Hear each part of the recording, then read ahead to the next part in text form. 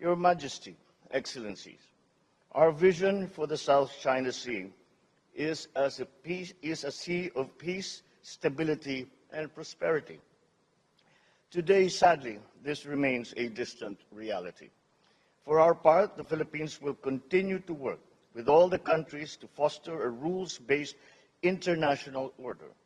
We remain committed to the peaceful resolution of disputes in the South China Sea in accordance with international law.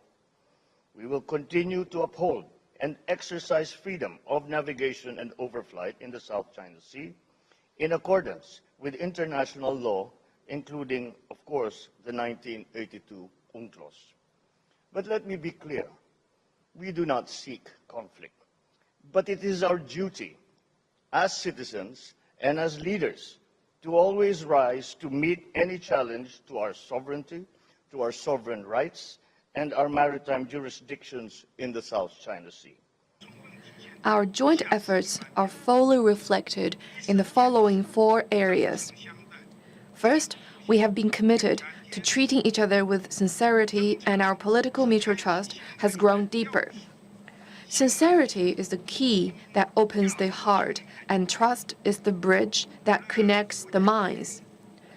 No matter how the international situation evolves, China and ASEAN have maintained close exchanges and communication, respected each other's development path, and accommodated each other's major concerns.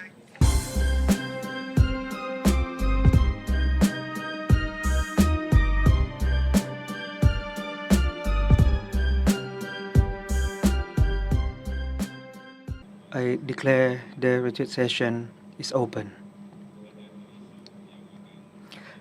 The 2 issues of focus today, namely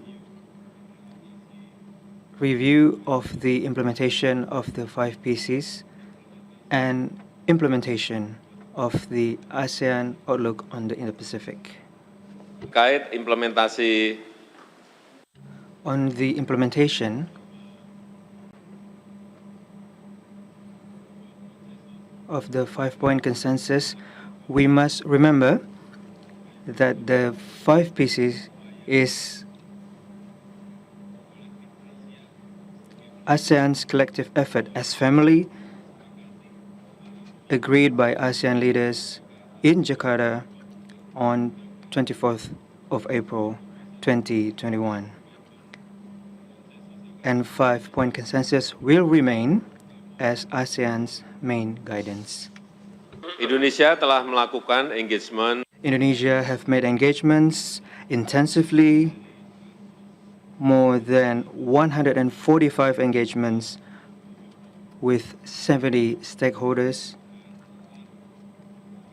and taking place over the course of 9 months. And Indonesia has noticed the emergence of trust between one stakeholder with the others, except with the military junta. And it is time for ASEAN to encourage an inclusive national dialogue as the key for conflict resolution that is Myanmar-owned and Myanmar-led. Bantuan kemanusiaan. In addition, ASEAN humanitarian assistance continues to be distributed by AHA Center, but the necessary process is indeed still far from over. On that note, for the interests of ASEAN family, we must be bold to do self-evaluation, discuss problems openly, and find solutions together. We need more tactical and extraordinary efforts for the implementation of the 5-point consensus. And regarding the Indo-Pacific cooperation, ASEAN Indo-Pacific Forum, as a concrete form of ASEAN Outlook on the Indo-Pacific, has attracted significant interest from government and private sectors. And I hope the continuing implementation of AOIP can be maintained. Now we will proceed to the closed session, and I respectfully request members of the press to exit the room. Thank you. Your Excellency, President Joko Widodo, colleagues, it is my great pleasure to gather with you in Jakarta. I wish to thank President Joko Widodo and the Indonesian government for the meticulous preparations and thoughtful arrangements made for the meeting. I also welcome Prime Minister Sanana Gusmal of Timor-Leste to the meeting as ASEAN observer, and I look forward to in-depth exchanges with friends both old and new. In 2013, it was also in Indonesia that President Xi Jinping proposed building a closer China-ASEAN community with a shared future. Over the past 10 years, China and ASEAN have forged ahead hand in hand and contributed to each other's successes. Facing great changes unseen in a century, we have embarked on a right path, featuring long-standing good neighborliness and shared progress and prosperity. China has remained the world's second biggest economy, and ASEAN's combined GDP has become the fifth largest in the world. Our joint efforts are fully reflected in the following 4 areas. First, we have been committed to treating each other with sincerity, and our political mutual trust has grown deeper. Sincerity is the key that opens the heart, and trust is the bridge that connects the minds. No matter how the international situation evolves, China and ASEAN have maintained close exchanges and communication, respected each other's development path, and accommodated each other's major concerns. China was the very first country to establish a strategic partnership with ASEAN and took the lead to elevate the relationship to a comprehensive strategic partnership in 2021. And that is a strong testament to the strategic trust between our two sides. Now China has reached important consensus separately with 6 ASEAN countries on building a community with a shared future, and we hope to do so with more countries in the future. Second, we have been committed to mutual assistance, and our good neighborly friendship has become stronger. China and ASEAN countries enjoy geographical proximity and close affinity. We have adhered to the 5 principles of peaceful coexistence and the purpose of the TAC. We seek common ground while setting aside differences, properly handle disagreements through dialogue and consultation, and consistently deepen practical cooperation in the traditional and non-traditional security fields. We have preserved peace and tranquility in East Asia in a world fraught with turbulence and change. In particular, we confronted the COVID-19 challenge by coming to each other's aid in those difficult times, and that is a reflection of our brotherly ties in face of adversity with concrete actions. Third, we are committed to mutual benefit, and our will and cooperation has been more productive. China and ASEAN see each other's development as an important opportunities, and we have kept markets open to each other.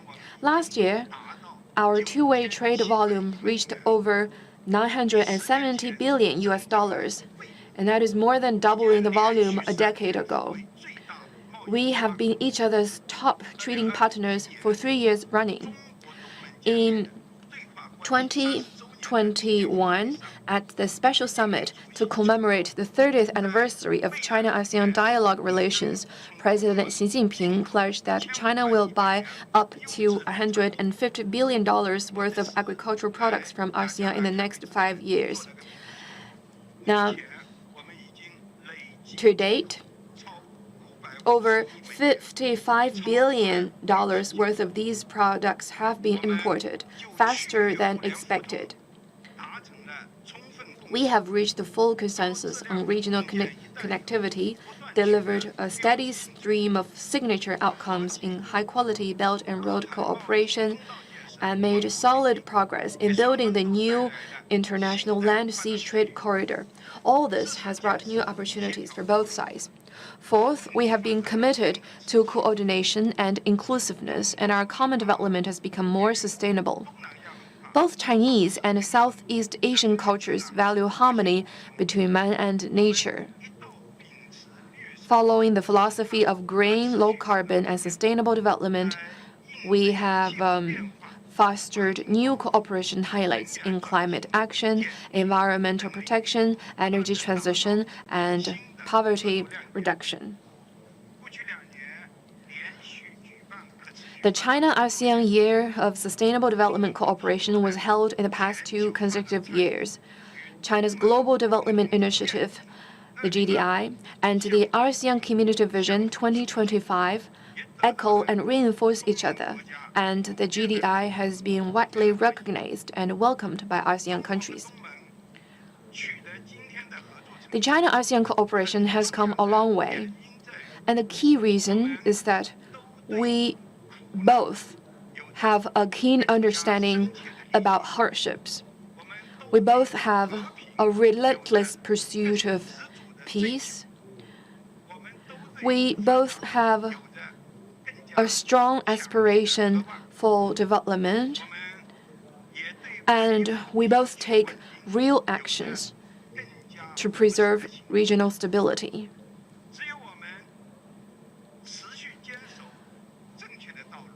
As long as we keep to the right path, no matter what storm may come, China-ASEAN cooperation will be as firm as ever and press ahead against all odds. And we each will achieve greater development and progress in the course of such cooperation. So those are my opening remarks. Thank you. Thank you, Mr. Chairman, Your Majesty, Excellencies. We gather today at a critical juncture in the history of our region. The global landscape is witnessing unprecedented shifts, from the escalation of regional security threats to the transformation of the global economy. As one community, our collective well-being hinges upon our ability to respond to the changing paradigm of our times in a timely and effective manner.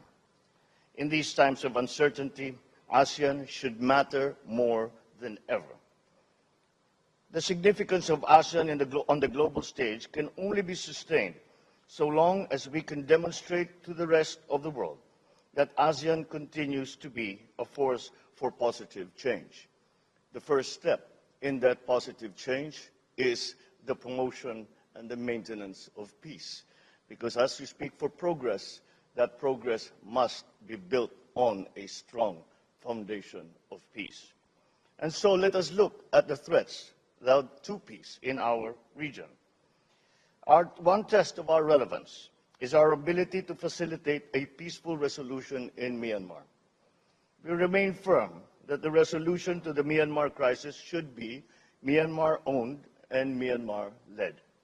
We continue to support the efforts of the ASEAN Chair to engage all stakeholders in Myanmar. We reiterate that all efforts in Myanmar should be in line with a 5-point consensus and done in coordination with the Chair of ASEAN. Your Majesty, Excellencies, our vision for the South China Sea is a sea of peace, stability, and prosperity. Today, sadly, this remains a distant reality. For our part, the Philippines will continue to work with all the countries to foster a rules-based international order. We remain committed to the peaceful resolution of disputes in the South China Sea in accordance with international law.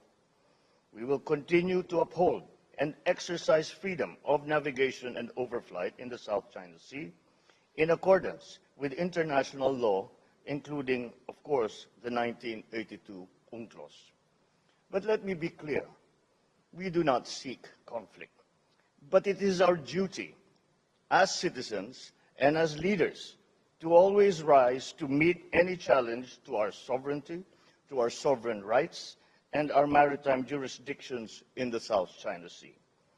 No country would expect any less. no country would do any less. The Philippines firmly rejects misleading narratives that frame the disputes in the South China Sea solely through the lens of strategic competition between two powerful countries. This not only denies us our independence and our agency, but it also disregards our own legitimate interests. We once more call upon all parties for self-restraint on activities that complicate disputes in the South China Sea. We must not undermine regional peace, stability, and security. We cannot emphasize enough that actions, not words, should be the ultimate measure of our commitment to securing peace and stability in the South China Sea. Anything else simply does not suffice. We therefore seek your support for the operationalization of practical measures such as the ADMM guidelines for maritime interaction, which we envision will be expanded to our external partners in due time.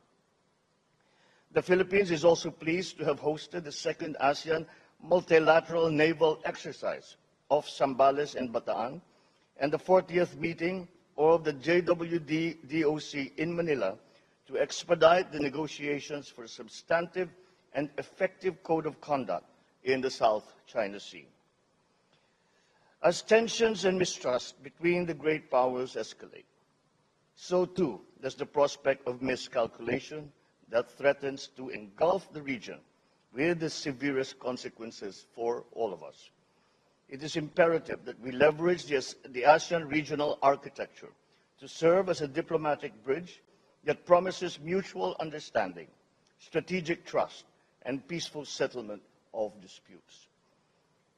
History will ultimately judge whether the supremacy of the rule of law prevails, ushering in an era where all nations truly stand as equals, independent and unswayed by any single outside power.